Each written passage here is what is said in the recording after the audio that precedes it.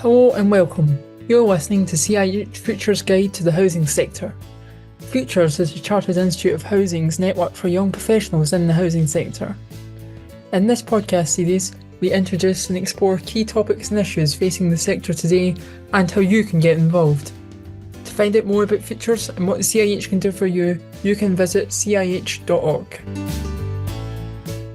Hello, my name is Ryan Barclay. I'm a housing options broker with Housing Options Scotland and a member of the CIH Futures Board.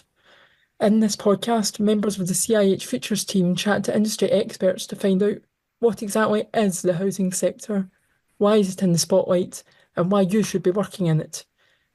Today, we'll be speaking to a number of guests, including Michaela McCusker of the Northern Ireland Housing Executive, working in the Income Collection Unit, Carly Dunbar, a housing apprentice at South Liverpool Homes, and Louise Moles from the Scottish Federation of Housing Associations, Director of Operations and Membership.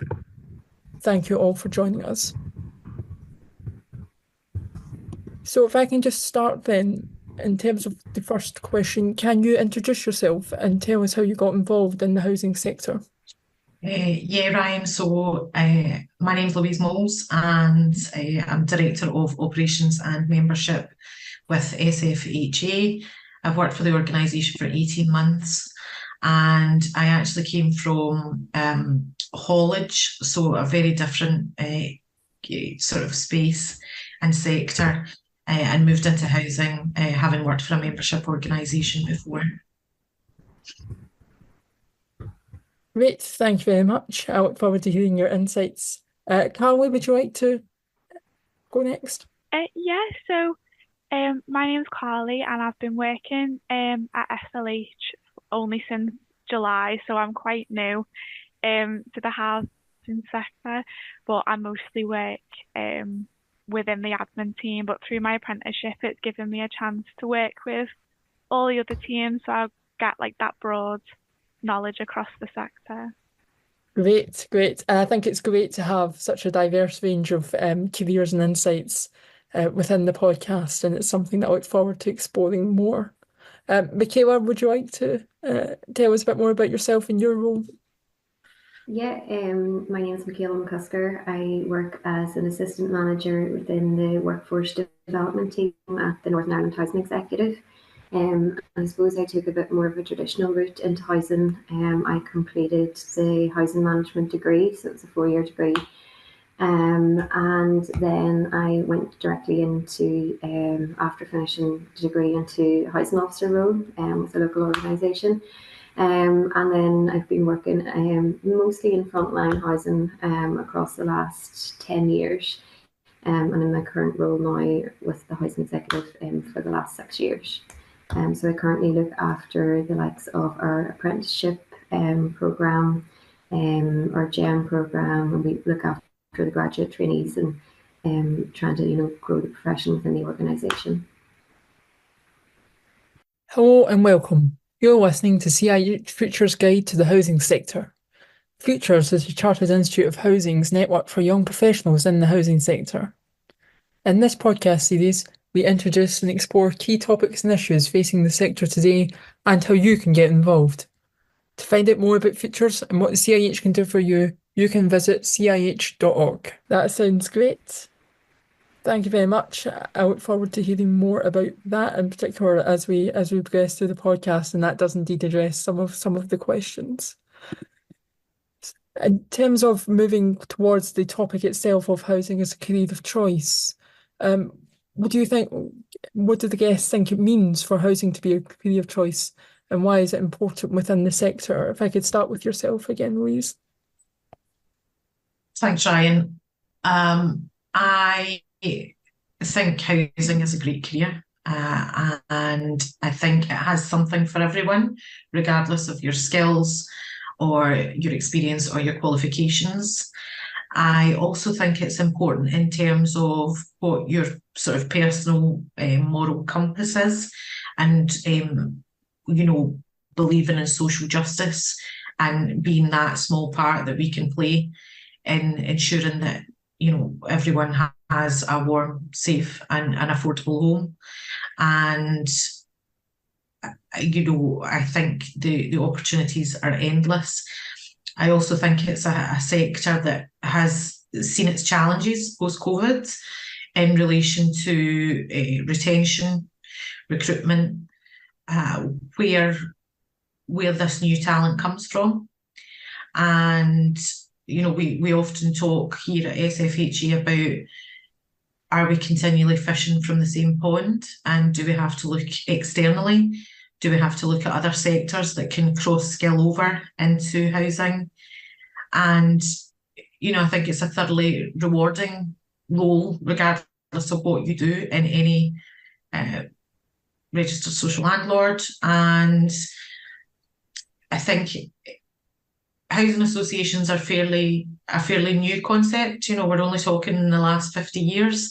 So I think there's potentially a lack of education about what an RSL does, not just in terms of actually putting people in homes, but all the welfare and the other amazing work that they do in terms of care and looking after vulnerable groups. And I think that if the profile of the sector was raised, it would encourage people to then see it as a career of choice, and we could educate careers advisors into encouraging young people into the industry. Great. Thank you very much for that. Carly, if I could ask you, what does housing as a career of choice mean to you? Yeah, so I'm only 21 at the moment, and when I was first kind of looking into careers and what I wanted to do, I was very much one of those where I was like, well, I'm only 16, I don't have to think about it right now. I don't have to think about it right now. And then before I knew it, I was 20, and my mum's like, come on, you've got to think about what you want to start doing. But my auntie is a housing officer, and I do come from a social housing background. So looking into it and doing my research before I applied for the role I'm in now, it really opened my eyes to what social housing and working for a housing association actually entails. I didn't really think about it, to be honest. I didn't think of that as a choice or a route that I could go down, but it's definitely one of those roles where every day is different and there's new challenges coming up all the time, and it's definitely not a boring role to be in. So definitely one of those roles where you're not going to be stuck and being bored every day. Great. I think most people in the housing sector would affiliate with your remarks about housing being a diverse career with it, where every day is different. Michaela, do you have any thoughts on making housing a career of choice and why that might be important? I know that the CIH Northern Ireland Futures Board has done some work in education in particular about making housing a career of choice, so I'd be interested to hear your thoughts. Yeah, I think for me, it's kind of creating that awareness that the sector exists, and what a career in housing truly means. That people give it consideration when they're thinking about career options. Like when people ask you what you do and you say you work in housing, a lot of the time, the response is, so you give people houses, or they'll mention bricks, mortgages. So for me, it's about working on that perception and showcasing how meaningful the work of housing organisations is. A lot of people now, in their jobs and in their roles, want to make a difference, and there's no better sector than in giving you that opportunity. It is rewarding, and there's lots of opportunity within organisations and across the sector. So for me, it's about showcasing all of that as well. Yeah. Great, thank you very much indeed. In terms of current developments then, in terms of promoting housing a career of choice, is there any specific narratives or things that you think people that are interested in the podcast should be aware of? Louise, if I could start with yourself. Sure, thanks, Ryan. There's a couple of things. So CIH and SFHA collaborated together to create the careers website, and that has proved really, really informative and useful. And that's, I would signpost anyone to the website. The second thing that we are doing as an organisation in supporting our members to encourage not just young people, but out with the sector individuals to housing as a career of choice is the Routes to Housing programme. So the Routes to Housing programme has essentially 6 objectives. It was to gather evidence of the current awareness from young people, and we have been hugely supported in doing this by developing the young workforce, establishing a collaborative network of stakeholders. So how can we engage with external stakeholders to promote and encourage housing as a viable option for young people, whether that's leaving school or leaving university or college, to improve the knowledge. So as I said, and you know, I know one of your guests said as well, when you say you work in housing, people sort of go, okay, is that mortgages, is that council housing, is that, and when you explain that actually it's, you know, social housing, it kind of opens their eyes as to what it is and what social housing does. And you know, we're keen to promote awareness. As I say, it's regardless of what your skill set is, you know, if you want to be a joiner, if you want to be a plumber, if you want to be a chief exec, if you want to be a finance director, if you want to be a housing officer, you know, there's so many routes that you can go down. And also the chance for progression is huge. You know, we have a significant amount of chief execs who started as apprentices on the YTS scheme of the. It's about also developing resources, but developing resources that are relevant to young people, not what, you know, me as having been in the workforce for nearly 30 years thinks is relevant, but actually, you know, what would entice them, what would encourage them. And we also conducted some research, which proved very, very useful. From our members, 56% said that they wanted to employ more young professionals, and 62% said that they would like to increase engagement with young people. So really it's about engagement, lack of skills and knowledge, and also we have the fact that it's a very competitive job market, and as I say, social housing is not something that a careers advisor would naturally offer a young person. Thank you very much. That's very insightful, particularly what you say about the making housing a career of choice. And I am aware of the careers website. I think actually my career is also bookmarked on the website for those interested on the your career in housing.scot website. Carly, if I could ask yourself the same question. Is there any developments you're aware of at the moment regarding supporting housing as a career of choice? So within SLH and the company I work for, not that I do know of, but I know we've recently been going into the local schools with a few members of the team and teaching them what our roles are, and because we have quite an active role within the community. We've got the community garden, and we have the reach that's in our local library to help people that are currently in unemployment and work on their CV and help them get on the job ladder there. So we are quite active within the community, and a lot of our environmental team are like known by most of the tenants because they're always out on the front on the gardens. So it was about teaching them about what we do in our role, and that actually being a job offer. Because I know definitely growing up, even though I do live in social housing at the moment, that I'd never thought of it or it'd never been presented as an option. And I think definitely if I didn't already have family in the sector, I wouldn't be where I am now. So I think it definitely needs to have more advertisement, like Louise said, of actually offering that as an opportunity, I think.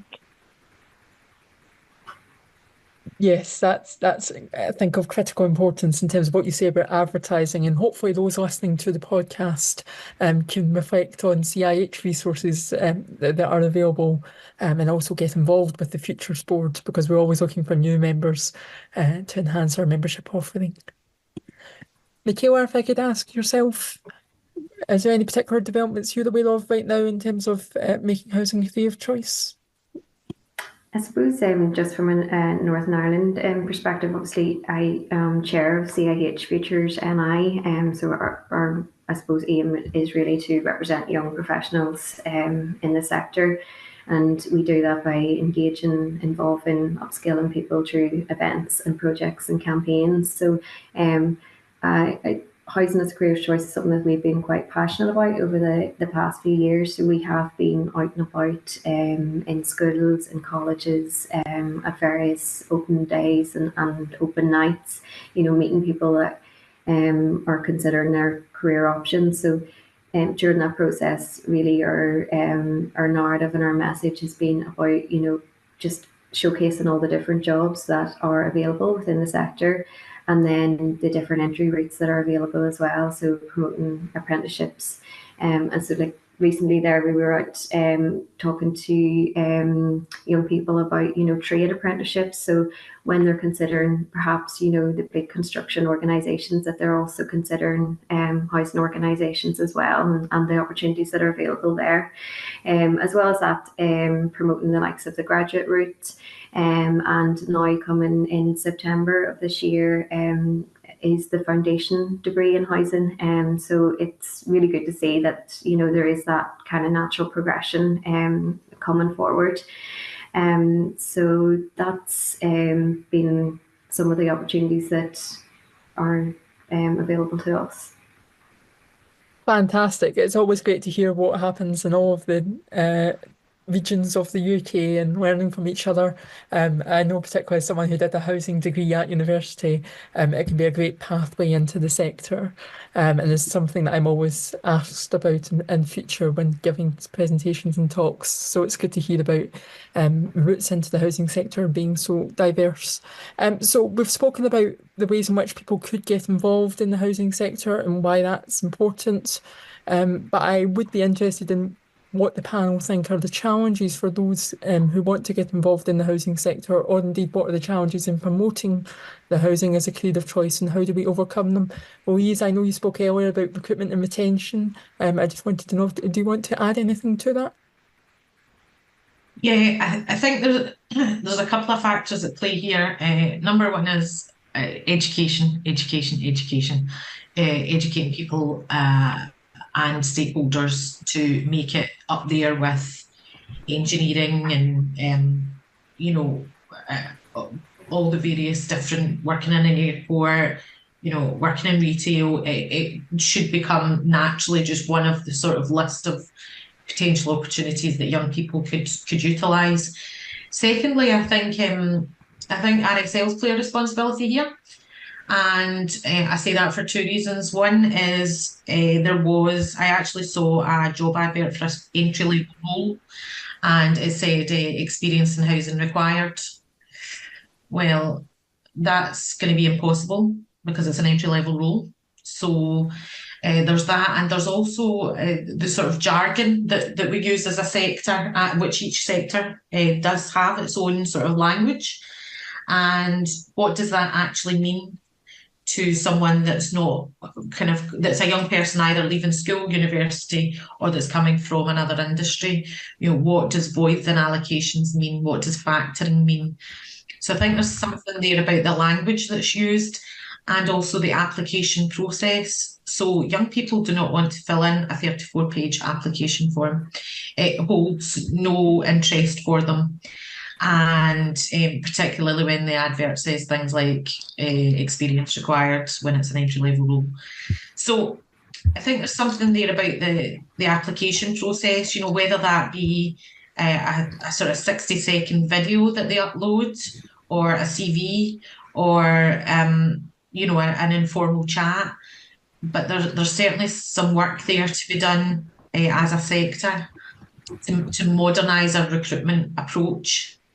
And also to ensure that there's equity, for those that actually would do a fantastic job but can't fill in a 34-page application form, whether that because due to disability, they're neurodiverse, multiple reasons, but would still be very, very capable and a great asset to any organisation. Thank you very much, Louise.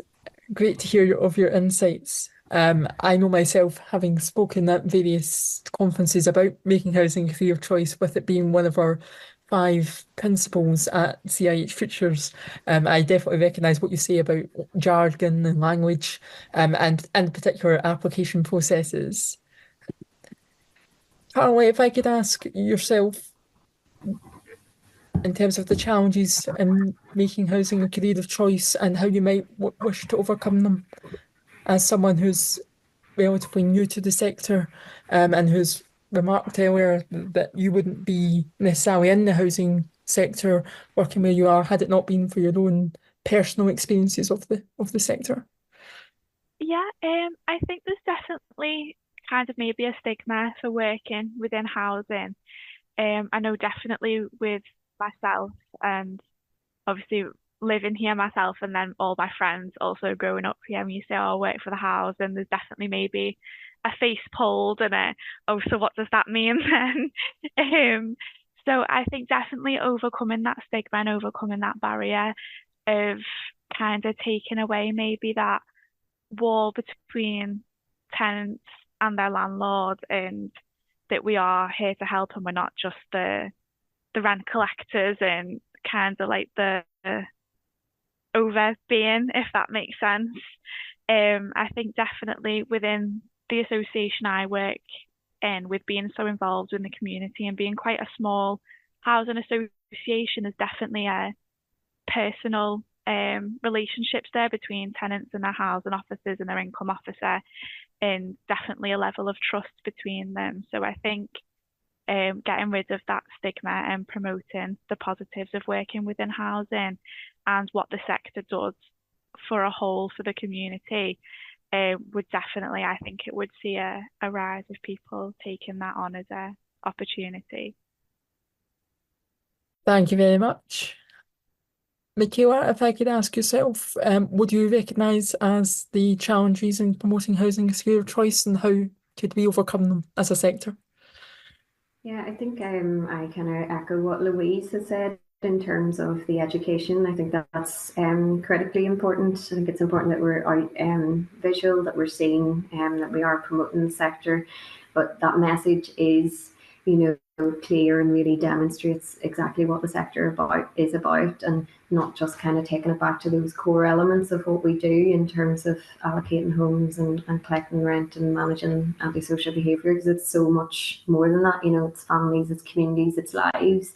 And so I think that's important. Something that we're working on, and we hope to work on here locally with the CIH Futures Group, is getting out into the careers teachers and addressing them, so that they're then taking that education and knowledge back to their respective schools. So I think that's important. And it's also then looking at the likes of the cohort and the courses that share the same skills. So the likes of people that are participating in health and social care courses but maybe don't want to go ahead into an actual degree. It's looking at those kind of skills and saying, look, we're a sector that can help you, and here's opportunities that kind of match what you're doing now. And I think as well, it's not just always about promoting it to young people. I think there's a real opportunity there for people that want to have a career change. So being able to recognise that and attract people with those kind of similar skills, and you can always teach the knowledge if people have the skills there and the empathy and compassion and all those things. It sets them up for a really good opportunity. Yes, terrific. I think I would recognise what you say in terms of promoting housing as a career, and the values-based profession that we are trying to build, particularly within the Futures team, and promoting housing as a career of choice. Moving onwards then, to think a bit more about your specific roles and perhaps the topic in terms of how you promote housing as a career of choice. If someone was interested in being involved in the housing sector, whether it be in your role or more broadly, what would you recommend that they do in order to get experience? Louise, if I could start with yourself. Yeah, thanks, Ryan. What could they do to get experience? I would suggest that even if they believe that the job advert, even if it says previous experience required, still apply. That would be one of the things that I would say.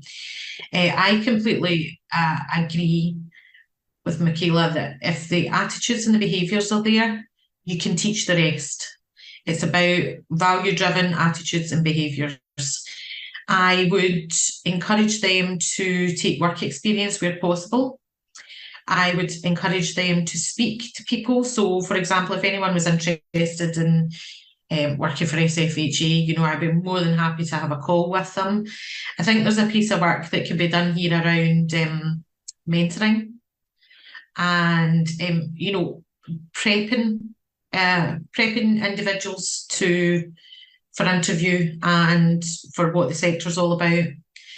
So they would be the kind of areas that I would look to support. Fantastic. And I know that there's been conversations around promoting housing as a career of choice, particularly in regards to the pathways in which you could get in and the advertisements on job adverts. And I always adopt a similar view of always ask to apply and always apply yourself because you never know where the opportunities may lead, whether that be for board opportunities or indeed for job positions as well. Carly, if I could ask yourself, if someone said to you that they were interested in working in housing, how would you best advise them to sort of get involved or get experience? I think I definitely agree with what Louise said about even if it says experience required or wanted, to definitely just apply for it anyway. I think if you're passionate about helping the community and getting involved within housing, that there's definitely a role for everybody there, and people recognise that within somebody. So I definitely go for it either way. And I know there's a lot of volunteering opportunities within housing, like community days they have planned or anything kind of similar to that. So even go through that route to get experience and knowledge behind the sector. So to just go for it anyway is what I would say. Great. I can completely recognise that. I myself started as a volunteer within the housing sector at Housing Options Scotland and had a great time volunteering and helping our clients and providing information to them. So if there are volunteering opportunities, then I would definitely encourage people to get involved in those. Michaela, is there anything that you would add to that in terms of what you would recommend that people do in order to get experience in the housing sector? I think I would pretty much echo what the other guys have said in terms of work experience. I think that's really important, and that was something that initially attracted me to the sector back when I went for work experience, and just the sheer variety that I was given across those 2 weeks. And I was like, this is absolutely for me. I was so excited just for all the different things that I got to see and participate in. So I think that is really valuable. I'd also agree in terms of the volunteering options. There's so many different things out there that you can do. You know, whether that's at a homelessness shelter or a hostel or all of those things. I think there's loads of opportunities there that will give you a flavour of the sector and the role. I also, I suppose, the CIH website in terms of all the different career options is probably a good place as well, just to kind of familiarise yourself with what each kind of role entails. And I know across the sector we have various names for housing officer or customer liaison or whatever it may be. So just getting, I suppose, a wee bit of knowledge behind you on that. And then if you have really and truly, if you have any kind of customer experience, customer service, customer roles, then that's really gonna you know, stand you in good stead in terms of being able to communicate with people and problem solve and negotiate and all those kind of values that are really important. Great, thank you very much indeed. I think I would really echo what you say in terms of diversifying the number of roles to which you apply for and recognising your own skill set as a housing professional in terms of whether it be customer experience, customer liaison, customer engagement, and transferring those skills from one sector to the other, I think is a really key point. So thank you very much. In terms of CIH itself, then, I know that some comments have been made about the need for a mentoring scheme, and Michaela's touched on the impact of CIH on her career development. So if I could just ask the panel, how does CIH impact the housing as career of choice in your view? Louise, could I start with yourself on that one? Yeah, no problem. CIH is the standard by which the housing sector holds itself professionally, and so therefore it's a vital support mechanism, whether that be for those who have qualified or wish to do a qualification through CIH. So I think it's very much the benchmark to the standard to what we would work to as a sector, and that's vital. Mentoring is hugely beneficial to anyone at any level, and I know certainly myself, I have a business coach, and you need that person who isn't looking inwardly or insular, but that's looking objectively and that can provide support, help and guidance. So, a mentoring scheme through CIH, I think, would be an excellent opportunity. Thank you very much, Louise. I myself have undertaken some mentoring with CIH on their programme as part of the membership benefits, and it's one of the key membership benefits I point out to prospective members and current members, because it's definitely made a substantial impact to my career. Carly, if I could just ask you, how has CIH helped you to develop your career, and what do you think the impact of CIH is in terms of promoting housing as a career of choice? So when I started back in July, I was hired as an apprentice to complete the CIH apprentice programme. So I would say it's been my entire housing career so far. As an organisation and the staff, obviously that work there, that have helped me through my apprenticeship, have all been very helpful, very supportive. And very useful, I'd say. Like the website as well just has so much information on there, with like the little quizzes of the standards and what you could improve on and what you're already doing really well on. So I'd say as the standard they are quite brilliant, and the website has lots of information on the job roles, how to start, and definitely for me, getting me on the career ladder for housing has been really beneficial. And quite excited to finish and then see where it takes me from there. Thank you very much. That's really valuable to hear about the impact that CIH can have, particularly at the start of someone's career and in promoting the sector. Michaela, if I could ask yourself, in terms of the impact that CIH has had in terms of to help you develop. I know it's one of the founding principles of Futures, to promote housing as a career of choice. But just in terms of your own personal career, if you have any reflections on CIH's input into that. Yeah, I think it's only fair to say that CIH has supported me right throughout my career, right from the start, I suppose, in terms of when I was studying and the knowledge and, having access to those resources and policy documents and articles and all of those various bits and pieces. I've also previously accessed the mentoring tool, which I found really, really beneficial at that particular time, and was kind of key in just giving me another perspective and an avenue for support. So has been really good. I've also, availed of various bits of training and, webinars and different bits and pieces across the year. So I've always found them really beneficial, I suppose, in just, increasing my knowledge and finding out more on things that I'm not 100% sure on.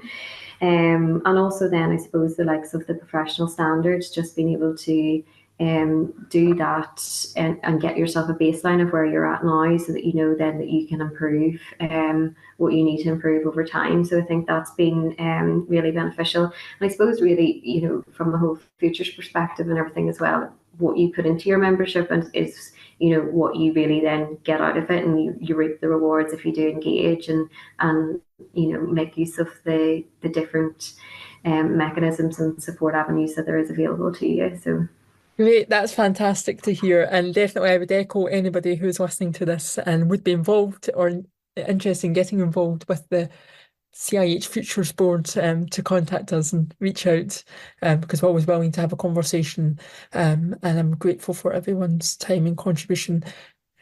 Just finally then, just to reflect perhaps on an optimistic note, looking to the future, what are you most excited about in terms of either your career or indeed promoting housing as a career of choice for future generations? Louise, if I could start with yourself. Oh, that's a big question. What am I most excited about for my own career? I think it's, you know, I manage quite a large team, and for me, it's about watching them thrive and succeed and progress. And nothing would give me more joy or pleasure than to see that and to know that there's ethical, qualified, skilled individuals with heart, you know, looking after tenants and providing that lifeline, which is a warm, safe, affordable home. And for the sector as a whole, you know, I suppose, I mean, you're asking me what I suppose perfection would look like. And for me, it would be that the job market was so buoyant that within this sector that, you know, you had two CVs in front of you and you had a very difficult choice to make because they're both equally as fabulous and both individuals in person are equally as fabulous. So for me, I guess that's what perfection would look like. Great. That's motivated me to get out there and make some change and be the difference. So that's great. Thank you very much for that. Carly, in terms of either your future career or promoting housing career of choice, what are you most excited about for the future? I think I'm definitely excited to kind of see what direction I'm going to go in after my apprenticeship. All the opportunities, I suppose, that are out there now, I've seen them with all the different teams and all the different roles, what I can actually get stuck in with, really. So I think I'm quite excited to see where that'll take me and where my career will end up going, because there is so many opportunity and progression opportunities within housing that it really can be a career for life and not a boring one with plenty of different roles. So I'm quite excited for that, I can't lie. Great. Thank you very much, Carly, and we wish you all the best with finishing your qualification. Thank you very much for making the time to talk to us today. Michaela, if I could ask yourself what you're most excited about in terms of your future career or indeed promoting housing as a career of choice? I suppose just in terms of my own career, I don't necessarily have an end goal in mind just yet. I kind of just want to continue in a role that I enjoy primarily, but also gives me that kind of challenge and reward. And I'm really fortunate to work in an organisation that has lots of opportunities and supports growth. So I'm able to try, you know, different things and see how I go. I suppose when we look to the sector, the opportunities or the challenges are huge, but with that comes lots of opportunities. So I'm excited to see how, I suppose, we respond and develop and grow as a sector in addressing those challenges. And I suppose just lastly, to finish off on the futures piece, you know, that for me is one of the most exciting things. You know, it is a creative space, and just to share that space with people that, you know, give their time as a volunteer and to come together to do good for the benefit of the sector. So I think that for me is a really exciting piece. So I'm excited to see where this journey takes us over the next while. Great, thank you very much. This has been very insightful and inspiring. So I would like to thank all the guests for the time. Michaela McCusker from the Northern Ireland Housing Executive, Louise Moyles from SFHA, and Carly Dunbar from South Liverpool Homes. Thank you for joining us for your insight. If you're interested in learning more about the housing as career of choice, please visit the CIH website for links to our guests' social media pages, websites, blog posts about making housing a career of choice, and for more exclusive content, as well as access to CIH-specific membership benefits, including the mentorship scheme that we referred to earlier, alongside a whole host of other benefits, such as attending in-person events. Please consider becoming a member at cih.org. We hope you enjoyed this episode of the podcast and hope you tune in to the next one. Thank you.